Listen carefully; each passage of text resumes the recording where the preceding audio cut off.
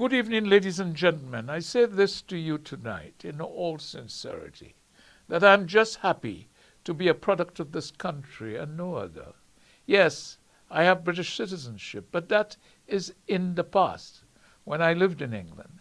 Now I'm happy and proud to be a St. Lucian citizen because that is where I was born and raised up, in a poor family. Not only that, but I had some fantastic parents who really cared and did their best to bring us up as upright citizens.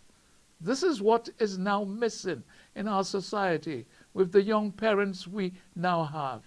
There is a selfishness that seems to be the order of the day.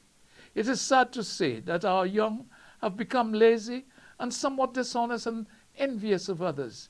They don't want to work to achieve and is simply dependent on others, even when they are doing their studies to attain a little piece of paper which transmit a little knowledge to them.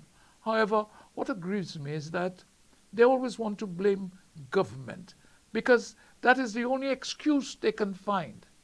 Just saw a video of two young boys who broke into an individual's shop and was prepared to wipe him out with the goods that they took or stolen. Although one ran away, he will be found for sure, and they will have to face the consequences. I hope that the powers that be have no pity on them, because a message has to be sent to their parents and family that you sow what you reap. Therefore, that is why I'm saying with a proud heart that I personally ask for no accolade in this life, just to be fair and honest in what I say and do, and in the way I live. I've always maintained that my rewards is not in this life, but in the one to come, because I will forever be true to myself, because truth is always forever on the throne. As I've said many times before, what I have been taught from the time I was a boy, and it is a learning maxim that is very important, in that life we should learn from our mistakes and build there to go on to the right path. Envy no one, but work to achieve, and do so with grace and vigor. I say this to our young. So before continuing, let us pray. In the name of the Father, and of the Son, and of the Holy Spirit. Oh Father, once again I come to you to ask you to give us the help and strength that we need to transform this beautiful country into an oasis of peace and tranquility, and the guidance of Philip Joseph Pierre. We know that you decided that now is the time for him to come to the aid of the country, because he is the one deserving of this leadership. Father, we thank you and we glorify you, because without a doubt you are the Prince of Peace, the King of Kings, and the Lord of Lords. Amen. Tonight I quote from Samuel chapter 23, verses 1 to 7. David, son of Jesus, was the man whom God made great, whom the God of Jacob chose to be king, and who was the composer of beautiful songs for Israel. These are David's last words. The Spirit of the Lord speaks through me. His message is on my lips. The God of Israel has spoken as the protector of Israel, said to me, the king who rules with justice, who rules in obedience to God, is like the sun shining on a cloudless dawn, the sun that makes the grass sparkle after rain. And that is how God will bless my descendants, because he has made an eternal covenant with me, an agreement that will not be broken, a promise that will not be changed. This is all I desire. That will be my victory, and God will surely bring it about. But godless men are like thorns that are thrown away. No one can touch them barehanded. You must use an iron tool or a spear. They will be burned completely. The word of the Lord. Thanks be to God. Ladies and gentlemen, I will be bringing much to the fore at the beginning of this program. Now I continue in that vein, because There is an anger in me that seems at times to enrage me to the extent I feel that it is suffocating me. When I see the behavior of the so-called politicians we have in this country, more so those in the United Records of the Poor, I keep asking myself why these individuals continue on their blatant lie bandwagon. What do they achieve from that disgusting behavior of theirs? Do they really think that the mendicant and jackasses theory of their leader is true? Is that what they see in their party? Is that the judgment they have made of themselves? Well, if that is so, then I will venture to say, what I'll venture to say is that it is a sad state of affairs. It is therefore time for them to have respect for themselves and those that surround them. Here is an individual who has literally insulted the St. Lucian public by calling them mendicants, jackasses, and barking dogs that bray. Yet, his deputy loves him and has the gall to call the present Prime Minister retarded. And what really pissed me off is that the public, more so the press, has said nothing or do nothing to bring this individual to task except Yardi. I'm simply flabbergasted by such attitudes. He does not, because he thinks the pink-looking leader who wormed his way back to leadership of his party when he was not wanted after losing at the last election so badly, yet he managed, as alleged, to make deals that brought him back as leader. That involved cutting down the number of delegates that every constituency had to 3. And obviously, there was also the deal to make the nincompoop that seemed to have poisonous tongue the deputy leader of the party. Well, I tell them this in all sincerity. The judgment day will come in 2026 or before, when, with the help of the Holy Spirit, they'll be wiped out of our politics forever. I say this without flinching, that St. Lucian politics will not survive with reprobates representing the so-called opposition party, now called the United Records of the Poor, because what is now there is not what Sir John left behind. He must be turning in his grave to see how these nincompoops and their reprobates have destroyed the party that he built from nothing. Even his family has been heavily insulted by these outrageous and egregious so-called leader. I now say to the leader of that party that you are not wanted by the majority of the people in this country because you are not a product of the country, as you yourself have told us in all sincerity. Therefore, you should go back and live in that country that you are the product of. You are, in my view, giving this country a bad name and seem to think that you can get your own way like the little minded hooligan that you are probably. And that is clear with you now wanting to take the case you brought against the now Minister of Tourism and failed at it to appeal to the CCP. Well, CCJ, sorry. Well, I am surprised by your reluctance to accept the previous judgments made when in truth and in fact you, as Prime Minister, broke many of the laws of the country. Even that of the Constitution, yet you have the gall to make it look like others have broken the law. In your view, Alan, you simply forget that you rode behind a motorcycle, police motorcycle, without a helmet on, so much so that motorcyclists in this country refuse to wear one, even their pillion riders don't. You also seem to forget that you literally broke public service rules and regulations when you, by the hook or by the crook, forced the permanent secretary or government accountant to break all the rules so that you can get that $7.3 million for COVID-19 vaccine we never received. What was amazing with this deal was your barefaced attitude in terms of giving the check to people who had never dealt in drug purchasing before.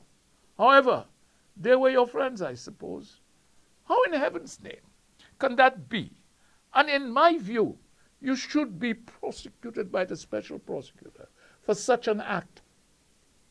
We saw another piece of childish behavior in breaking the Constitution and Convention. When you refuse to withdraw statements you made in the House and you're asked to do so, you refuse by telling the Speaker then that she can do what she wants, but you will not withdraw. That was your behavior. And the public saw that ill-mannered and disgusting behavior of yours. I'm bringing all this back to the fore because I don't want people to forget that you were the reprobate that instead of breaking the law when it suited you, and then you talk about law and order, which you just spoke about once or twice. I tell you this, ladies and gentlemen, there are many other things I would like to talk about, more so when the government is doing so much to put the country back on track after the mess that was left behind.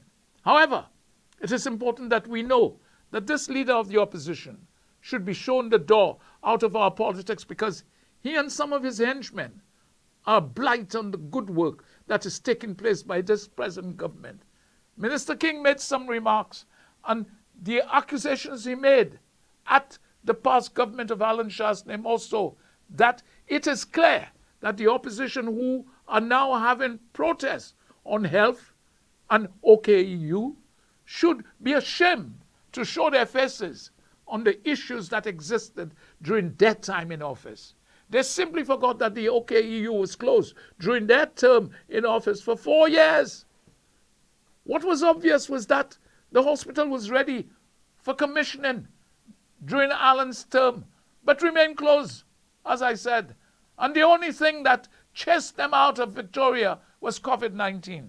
There was no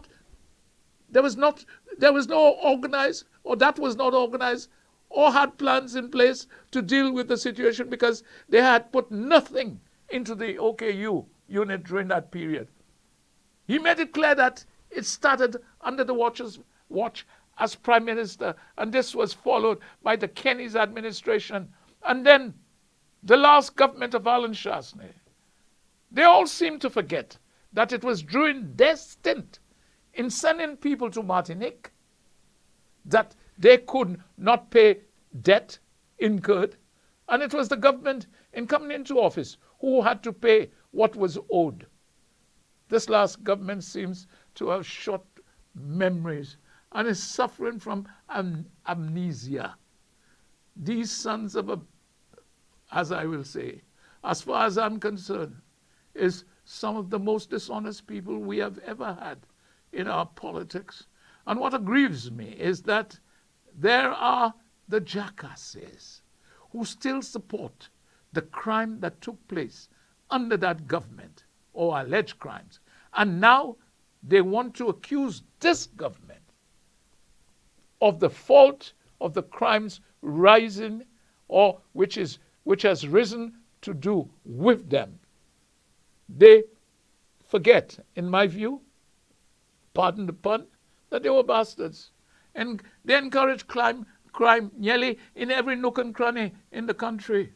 How much did they put into crime fighting? And what support did they really give the police? In my view, simply nada. But stupid dances to encourage financial support from donors. What then was achieved? Did any money go validly to help the police tackle crime? These are the questions we have to put to them. They disbanded and the transition team started when he was Prime Minister and continued by designing the CIP to serve and to suit their own purposes. They designed it by so many changes, because of so many changes they made to the CIP to support themselves, or words to that effect. What was a pleasure to hear was when King tackled that payment to an individual whose reputation was tainted. He said there was recklessness and financial practices broken or paid 7.3 million US. He made it clear that this was the action that brought his departure from the party. He did note that the individual's position in the company was reckless under the leader of the disrespected and recklessness, hypocrisy in their protests, and also accountability. He made all that clear. It's at this juncture I will take my first break and I'll be back.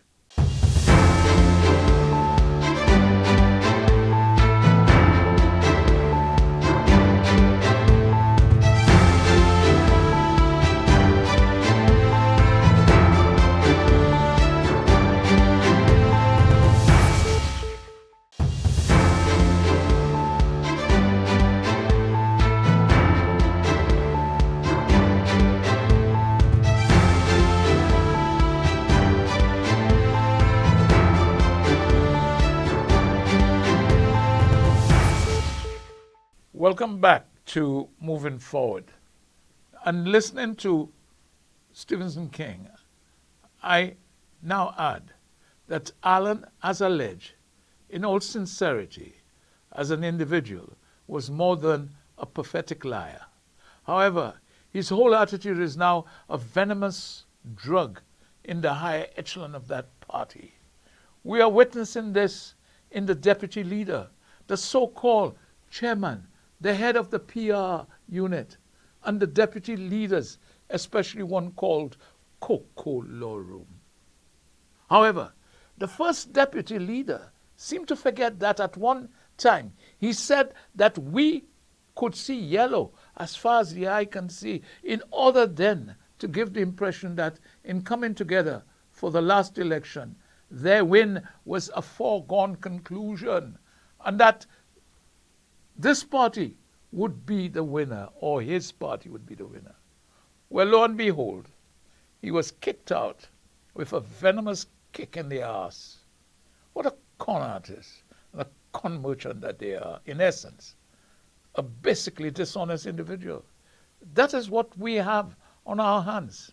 Did he not tell us that all the buses were packed with supporters, only to find out that those inside, as alleged, were paid and were not able to vote because they were not of the age to vote?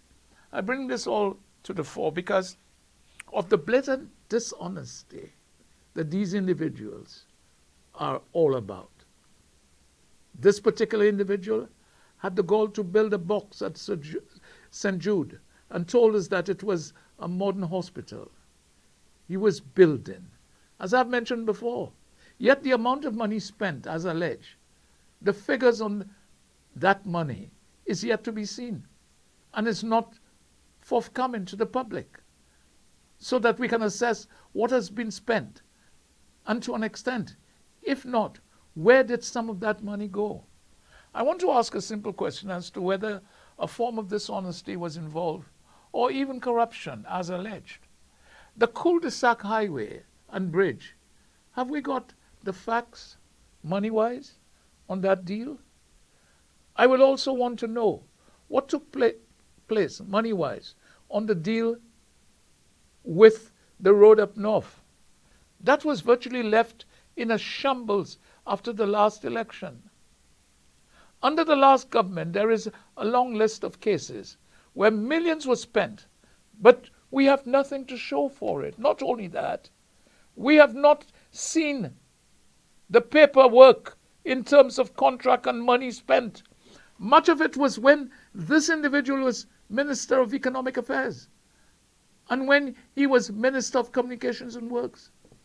What the deputy leader of the United Records of the Poor simply wants us to forget is that he was the minister in place when we had the fire in 2009 during Stephen King's time as the Prime Minister of the country. Question, was he honest then with the Prime Minister? Why am I asking? Because I was involved. He was given drawings of the hospital rebuilding process, given to me by Holdier, who were going to do the rebuilding process because of the amount that was given by the Taiwanese government then.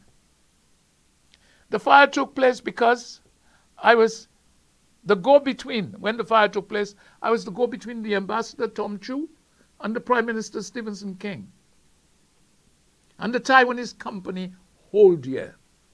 I'm still in touch with many of them from that company to this day. I want to point out to the public at this juncture, I gave this minister many of the architectural works and plans that was in place.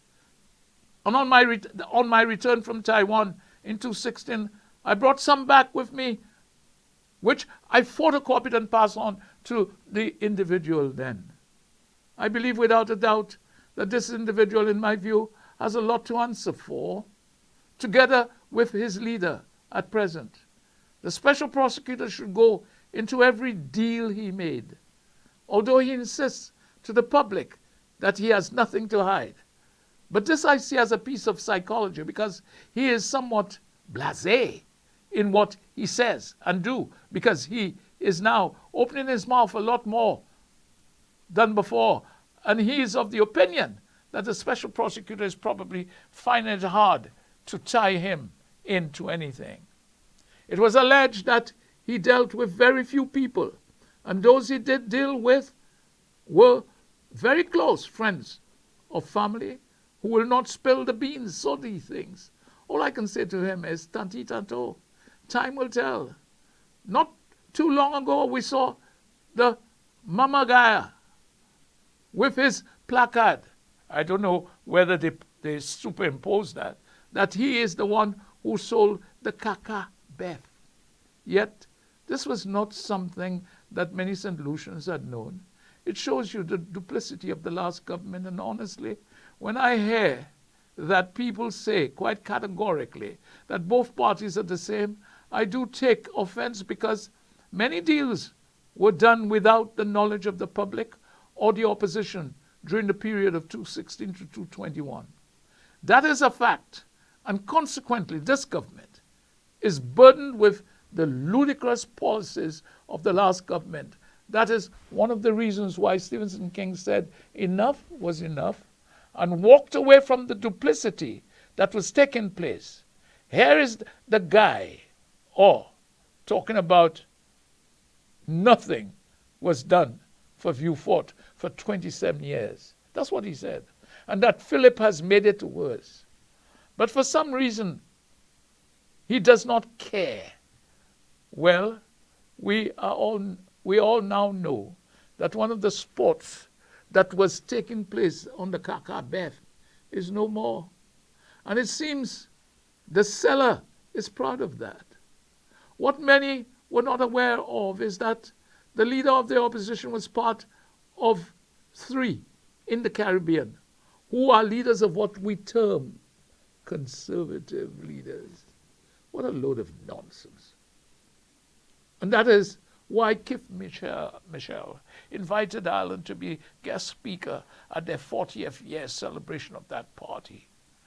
Oh, Holness was there also, his buddy. What amazes me is that it was the first time I was hearing of this conservative leaders group. The question I ask is, what does it mean? Because I'm of the view that conservative leadership believes in policies that does not favor the poor man. And therefore, when you talk about democracy, then it is not part of that. The state, in essence, is not responsible for the poor and the dispossessed. When I look back at the attitude of the so-called guy, I would like to ask him, what became of the $20 million meat processing factory that was built predominantly by the Taiwanese government, which had to be discarded in order to continue with the DSH?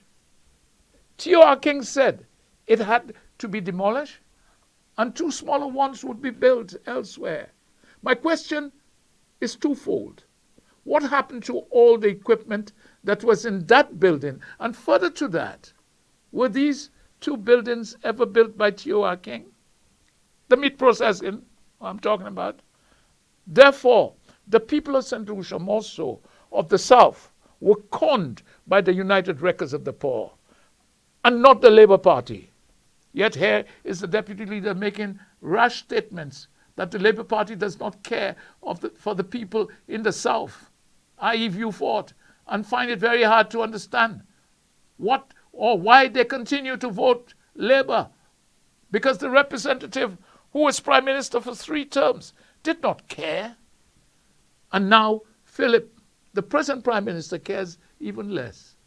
I believe that it is time that the so-called special prosecutor again comes up with something, because, as alleged, the last government has a lot to answer for, especially the Minister of Economic Affairs then.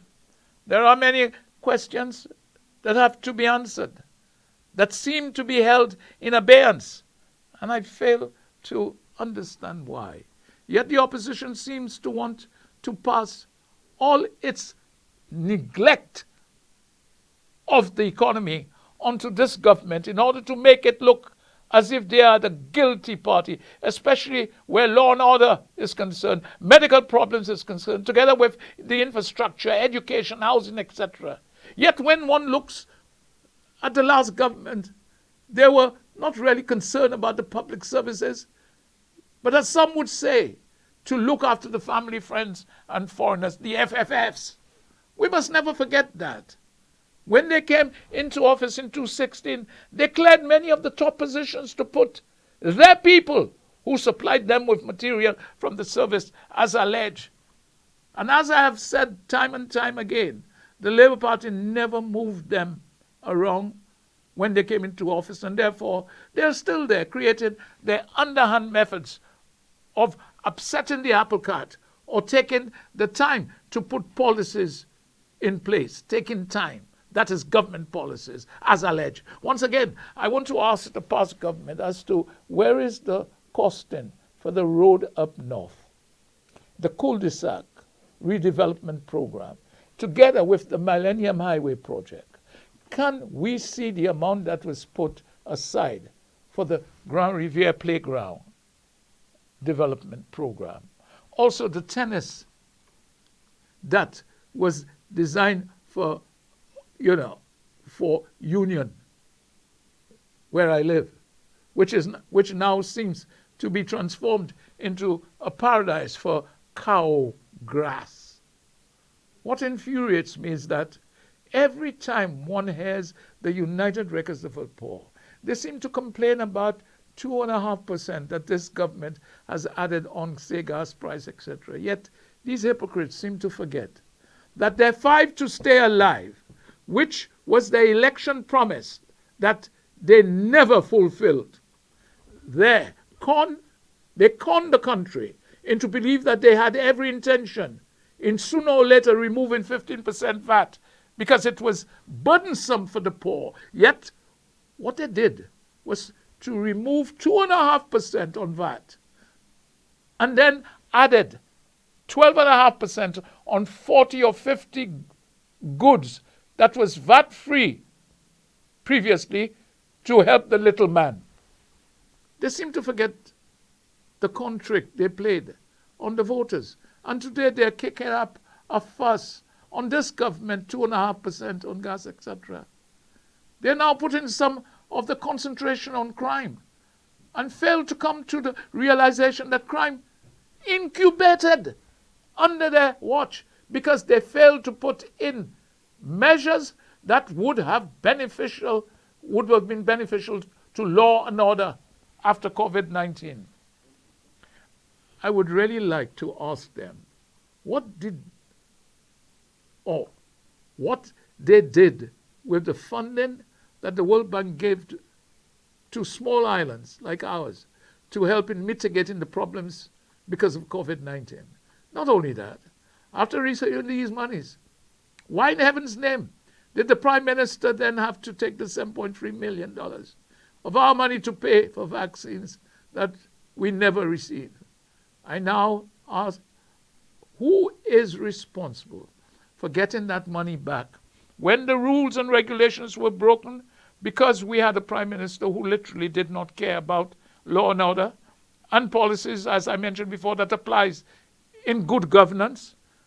When we talk about crime, as I mentioned before, did not the Prime Minister then made it clear that he did not care about what others said? What does upset me with the opposition is that in terms of crime, they are now clutching at straws, like their combined attack on health and the country.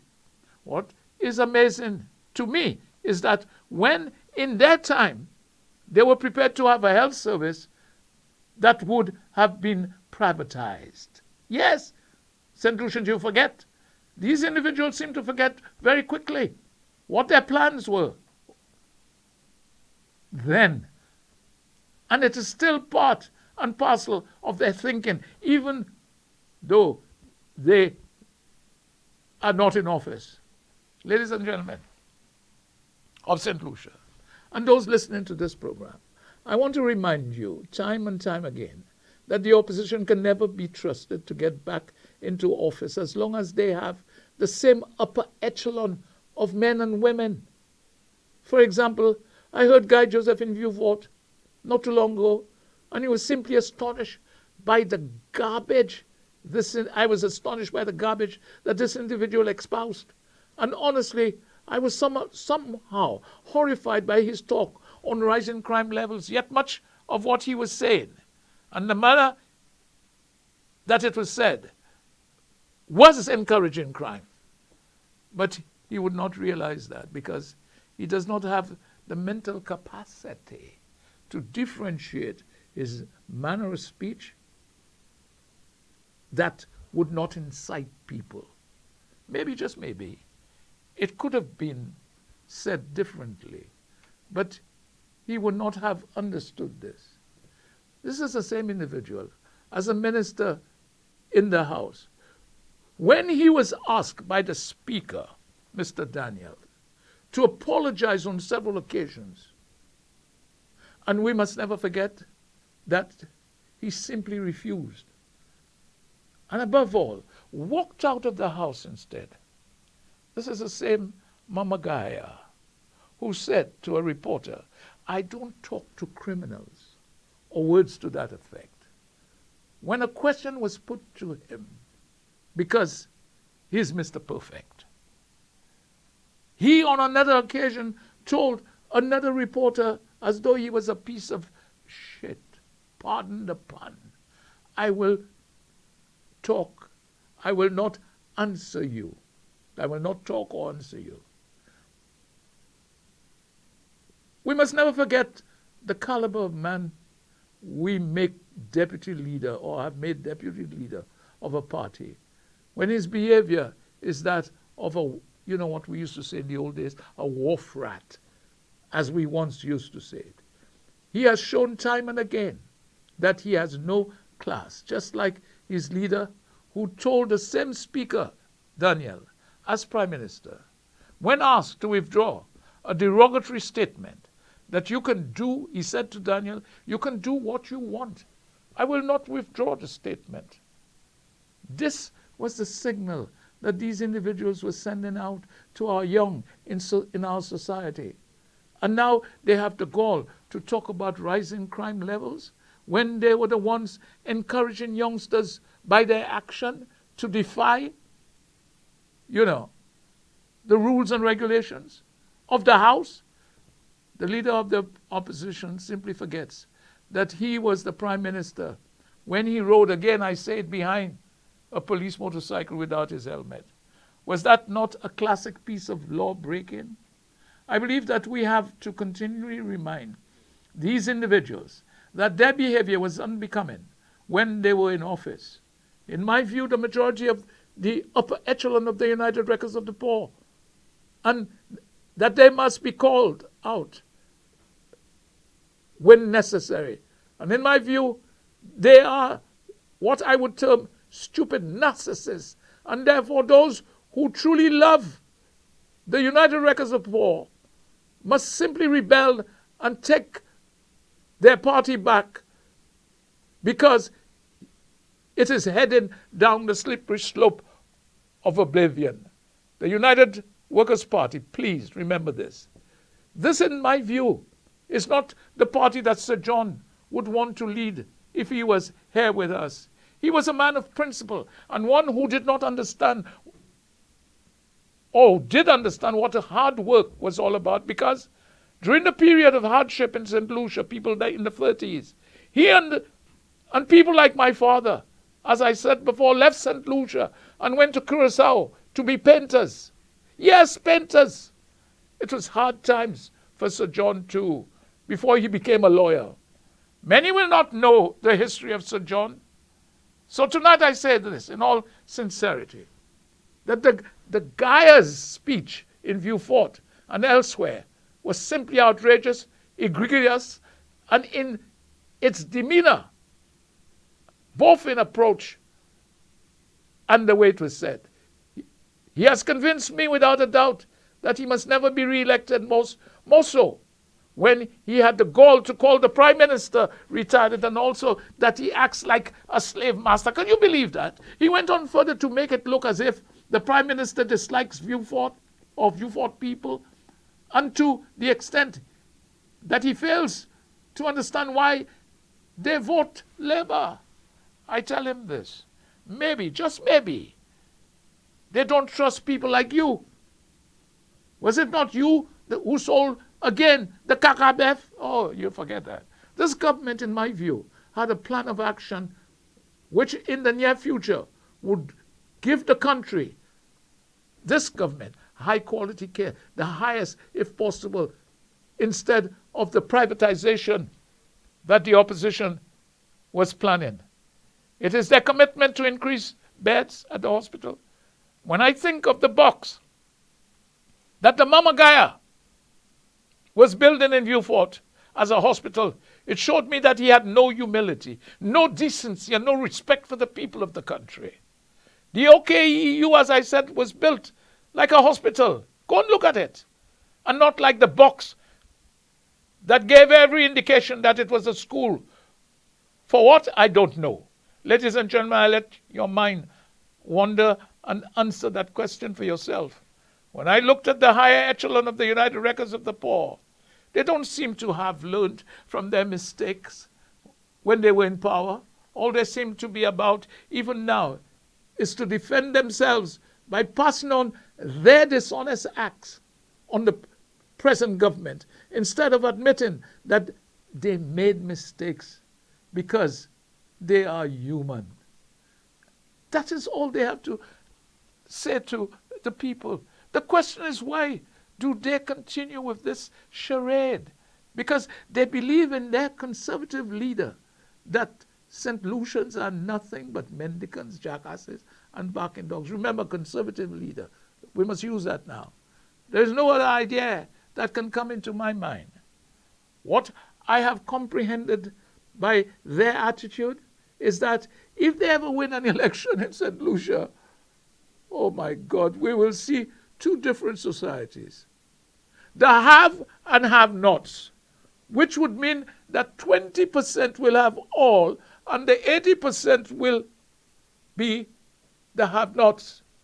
Therefore, they must never be given a second chance until they show what their deputy did not understand when he spoke about it in Vieux Fort, and that is democracy. He seemed unable to comprehend what it means.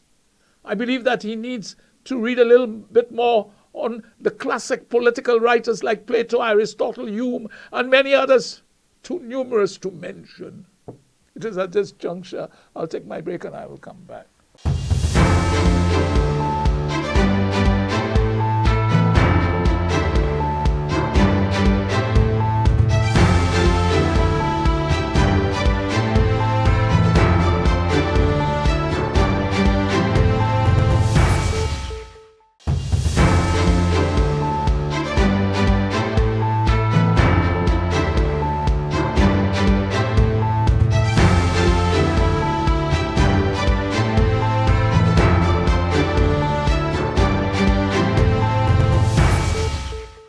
Welcome back to Moving Forward.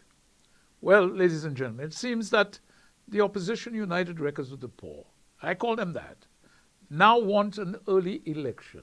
Did you hear them? Which, in theory, has no substance at all. In my view, they seem desperate that things are going on too well in the country, and its continuance will definitely stop them from ever winning another election for a long time to come.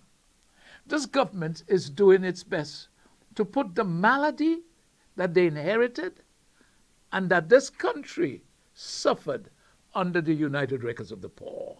And therefore, they would love to hinder the progress that this Prime Minister and his cabinet are making. They have tried to hit at every institution and any flaws that they could find. But alas, they are beginning to find that there are no straws that can be pulled out.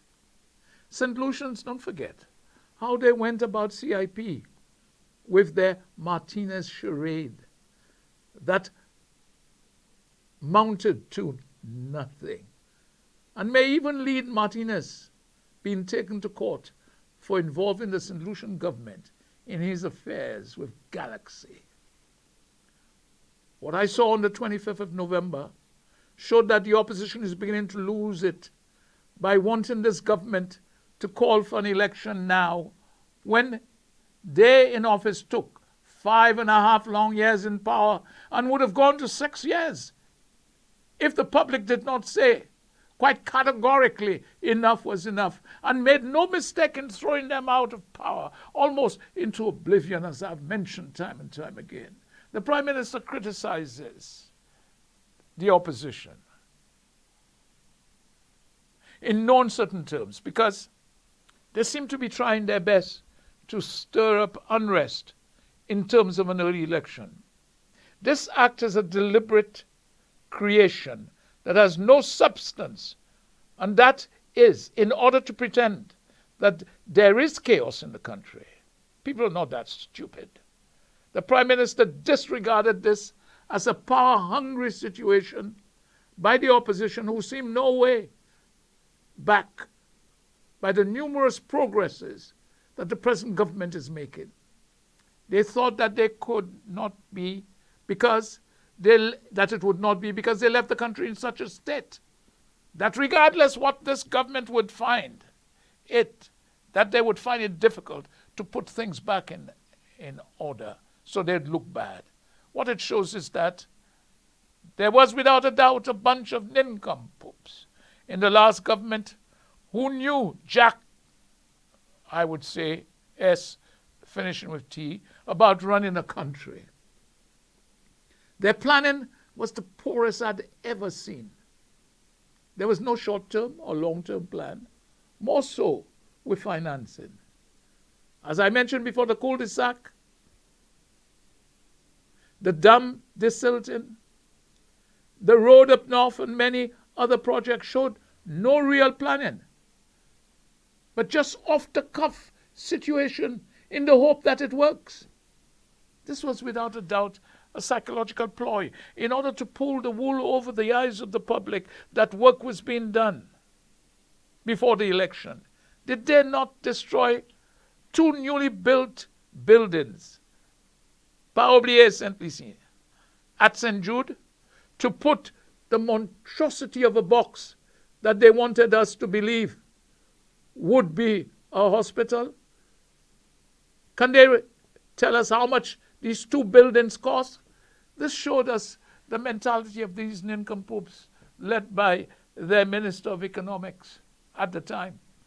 They had no regard for the cost because, as some have alluded to, is that it was without a doubt a form of corruption.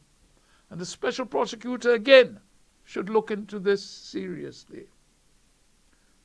The PR will push for action, for sooner than later, for an early election, as I've heard him.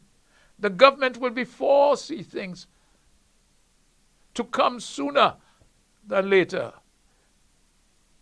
The government will reinforce its agenda, I can assure him, whether the United Records of the Poor wants to demand election. They are doing that just now.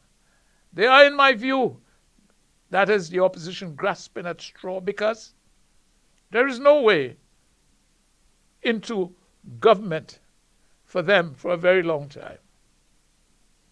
This government will protect the CIP mandate and will make good the work that is needed in the health centers, health service also, because they're using CIP money to do that now. The government remains undeterred by the deliberate attempts to distract the nation's progress. Stability is now what is necessary, and we are having this to the full. What I now want to ask Alan, as has been shown by his speech to his Conservative friends, as to whether he had made that clear to the people of this country that he had those values. Which begs the following question as to why was he not as vigorous as the Barbados Prime Minister, Mia Mottley, in fighting for reparations for that, for our forefathers who suffered at the hands of their white slave masters. Come to think of it. Did Michelle and Prime Minister Holness ever made a fuss on reparations themselves? Just asking, because this is not valid for them. It seems as if Alan was Prime Minister, as Prime Minister, was conveniently, or has conveniently forgot to make a fight of reparations because he doesn't understand it. Because it is not in his psyche. And that is why his deputy is now talking about blacks who enslave others. Or enslave other blacks, that is. Or was the cause of slavery, as far as he understands, that and admitted to have read the book as though blacks enslaved blacks. Is that why he thinks of the Prime Minister as this Prime Minister as a slave master of the nation? And that Alan was not because he cared for the poor and dispossessed in this country. Well, now he's going around trying to pretend that. I say quite clearly, balderdash to that. And they are all con merchants in the opposition, together trying their best to pull the wool over the nation's eyes, which they themselves don't understand, but thinks that it will cause alarm and despondency. Gentlemen, it is not doing so. All I can say is, well tried. Because they are the idiots and the nincompoops I've always thought them to be, together with some of their followers who are given tidbits to keep them on the leash. Well, I'm sure that the nation and the government are aware that these individuals must be hoping that the government falters and they can cash in on that. But I can assure them that this will be simply pie in the sky thinking. Comrades, you are in the dark for some years to come. Just accept that. And just look to reorganizing your party that has become a rabble. Tonight I want to end with just a few words on China and the Three Gorges Dam. That is the biggest dam in the world, but which is now almost in jeopardy of bursting and might bring about the doom and gloom day scenario if China decides to have an attack on Taiwan. The potential for that dam was never realized because they believe that it was not built for the purpose it is now serving. The hydroelectricity it now produces has the potential to collapse and could cause catastrophic problems, not only for China, but for the whole world. It now has the weak capability in terms of heavy floods. They began to build the dam in 1994. And it went on until 2006. Even then, it was not done properly. Any problem resulting from the dam will have serious environmental disruptions because flood control will be needed, and the hydroelectricity that Wuhan, who has a 10 million people population, will be in severe jeopardy and might be completely washed away. Just think of that, ladies and gentlemen. The dam is 1.4 miles in width. So that tells us the capacity of water that is stored there and the potential for a catastrophe. If they attack Taiwan and Taiwan decides to attack back, because Taiwan now has the capacity to hit that dam and others, as China has the most dams in the world. It's a fact.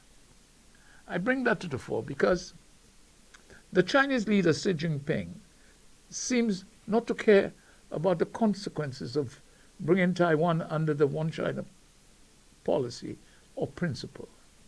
Once again, the 2738 policy that China said was adopted by the UN when China joined the United Nations and Taiwan was removed, and the ideas of the One China policy has since been shown to be a fallacy. Even the 1992 commitment.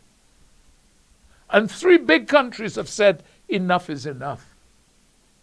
As I end, I want to say to all St. Lucians that as Christmas approaches, the drink and drive scenario cannot continue and must cease forthwith, because at the rate of our drivers are driving, there will be many more deaths on the road.